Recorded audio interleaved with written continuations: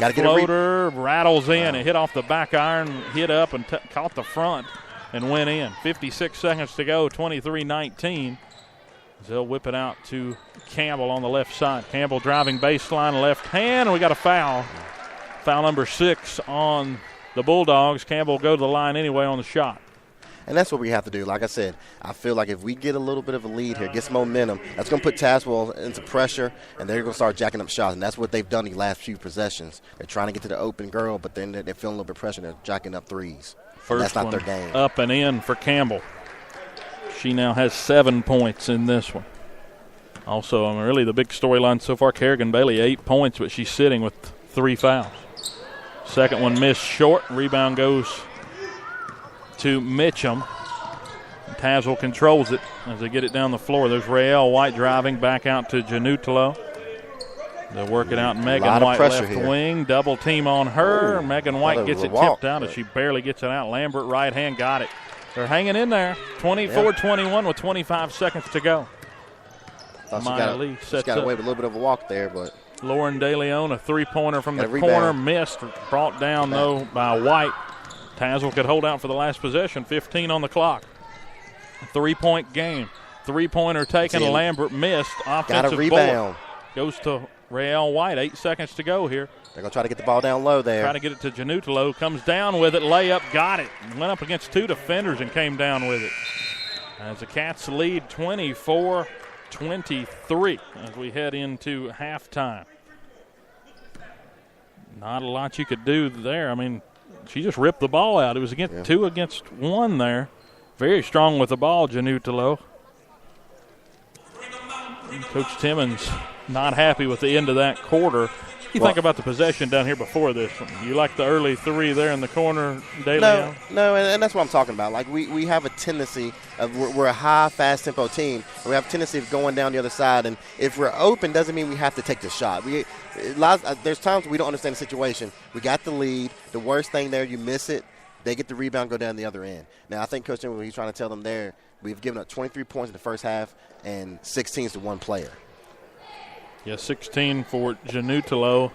And that's what we expected. Yeah. Usually, I mean, you read about it in the paper a little bit, you could see that that's really the main cog in the team. I mean, the other players are playing well as well. I mean, they're getting boards. That's really the difference in this thing so far. Offensive rebounds, second chance, and third chance points at that matter that they're just bringing down. And, again, the Cats just getting out-rebounded again tonight. And I think, Tazewell will have a little bit of a size advantage, and a lot of teams will. We're not the biggest team in the world. But we're better than what we're showing tonight. And like I said, right now, and the score dictates that. I mean, right now, Tazewell has to feel good about themselves. They've played great, and they're only down by 1. But I mean, we probably played the worst half of basketball that we've had in a long time, and we're up by 1. So we'll see what happens. All right, let's take a quick commercial break. We'll be right back for the rest of the halftime show. Cats lead at 24-23 in the girls' varsity game. It's 6:42 p.m. Time for Steve Plotto and his son Dylan to do the dishes. They talk about everything from the yuckiness of girls to the awesomeness of his soccer team.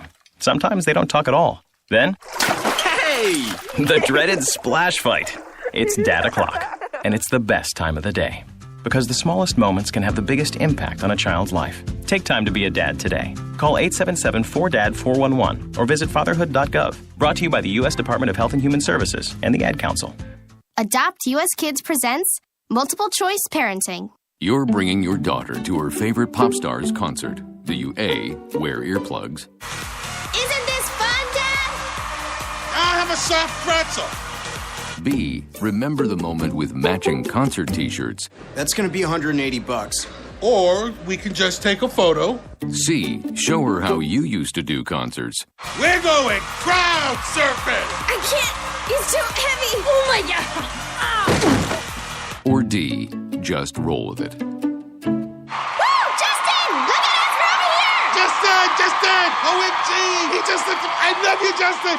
I love you! When it comes to parenting, there are no perfect answers. But that's okay, because you don't have to be perfect to be a perfect parent. Teens in foster care will love you just the same. For more information on how you can adopt, visit adoptuskids.org/VA. A public service announcement from the U.S. Department of Health and Human Services, Adopt U.S. Kids, and the Ad Council. 1 in 6 seniors faces the threat of hunger, and millions more live in isolation. Drop off a hot meal and say a quick hello. Volunteer for Meals on Wheels by donating your lunch break at americaletsdolunch.org. This message brought to you by Meals on Wheels America and the Ad Council.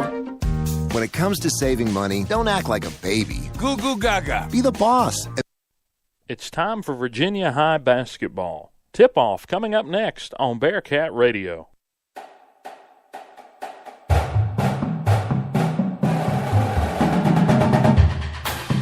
Welcome back to the Bearcat Halftime Report. This is Dylan Hutton along with Coach Reese Sidnor. Bearcats lead at 24-23 as we head into the halftime intermission against a very scrappy Tazewell team.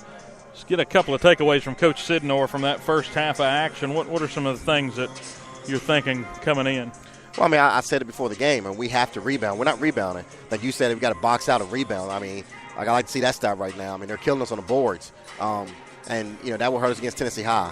And I just feel like we're out of rhythm right now. We're just, you know, Taylor, believe Taylor, you said she only has 2 points. So we're out of rhythm. We got to get it going, but it starts with those rebounds. I feel like we're getting turnovers. We're just not converting them to easy buckets. I mean, we've missed some easy layups, some wide open shots, and we just got to start hitting those. And I spoke about that a little bit last week. Those easy points that we're not hitting, and that keeps other teams in games. And Tazewell, I mean, they're playing really well. I think they got a few girls back that didn't play last time, so they're a better team with those girls, obviously. And I said it before. I think for them, they felt that we stole one from them earlier in the year. And Tazewell always plays it strong. I mean, their record, it is what it is. But I mean, they're not a bad team, and they got a really good player that transferred from Bluefield. Yeah, Bluefield. Sorry about that. Yes. Yeah, Janutalo. And talk about a half for her. 16 of the 23 points for Tazewell. And of course, she hit the one down here on this end. And your football coach, you saw her go up against 2 defenders there and come down with the ball after the pass. Yeah. And it wasn't really a line drive pass. It was the lobbed up pass. We got to defend her. She's a good player, and we got to get a body on a body. Frustrate her a little bit. And she missed some shots, but again, it's those rebounds that we're missing. Like they'll shoot a 3 and they miss, and somebody come with a rebound and get the ball to her, and she's going to drive inside. So we can't give them those extra possessions there, and that's what's hurting us right now. And if I'm not mistaken, I'm trying to keep score and broadcast at the same time. I think all of her points have come from the 2-point range. So yes. So she's made all those, except for the 2 free throws. Right. She made 2 free throws as well.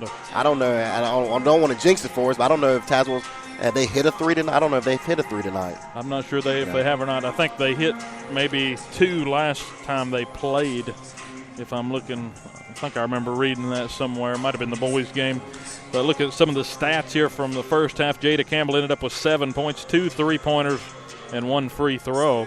She missed the other. Amaya Lee, 1 3, and then she had a regular 2 for 5 total points. Kerrigan Bailey, 8 points inside.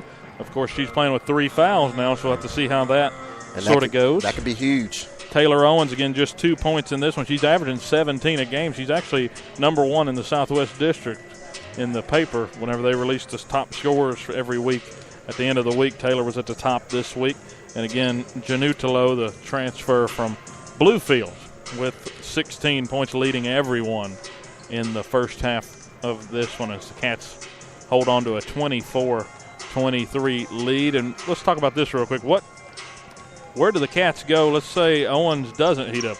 She's averaging 17 points a game. Where do you go for those other 15 points or so? She's going to get a few more. Right. And I think, she only had 6 against Tennessee High, and, that hurts a little bit. But, Jada's been playing really well last couple games. Allie can heat up. Maya can hit some threes if we need them. And Kerrigan's playing really well, right? She has 8 points. So we can make up the difference. What we need for Taylor right now, we need that threat, though, to kind of get some girls on her to open up some other girls. So if she doesn't get hot, Jada might have the hot hand. Allie might get it. And Maya can get us some threes from outside. Kerrigan's playing hot right now. So, we can make up the difference there. We just got the biggest issue that I see right now, there's 2. We got to slow their best offensive player down. She's going to get her stats. She's going to get her numbers. We just got to slow her down. But the biggest thing, we got to focus on us. And right now what's hurting us is rebounding. We got to get rebounds. That's what's killing us right now, rebounds. Defensively, I think we're playing well. Maya has at least about 5 steals by herself. I think she has at least 5 steals in that first half by herself. So we're getting the defensive pressure and stops that we need. We just got to turn those into points on the other side.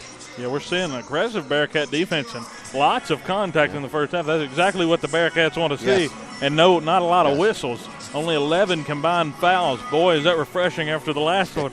We got the call there from Tennessee High. There was fouls all game long. But, again, after this one is over, we'll do the boys' varsity game between the Bulldogs and the Bearcats here from the Bearcat Den in Bristol. Should have a good one there as well. The Bearcats won that one last time there in Tazewell. So we'll see how it goes this time around, and sort of turning itself into a little bit of a rivalry game, evidently. So we'll see. Hopefully things stay cool this afternoon. Hopefully we see a good game against these two teams. Again, the Tazewell girls 9-7 on the year, 3-3 in the Southwest District. They sit in third place. So this is 1 versus number 3. And again, Lebanon really the big team to watch in second place. And what you have to realize also, when you're the top dog in the district, you're not going to have an easy night.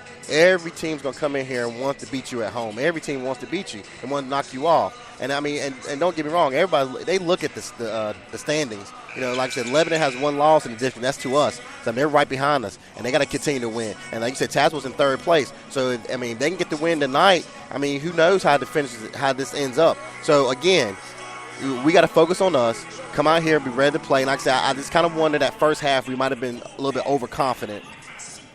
40 seconds to go until the end of halftime. Again, brought to you by State Line Motors on Euclid Avenue in Bristol. All right, Coach, 24-23. What do you expect in the second half? What are the Cats going to try to do?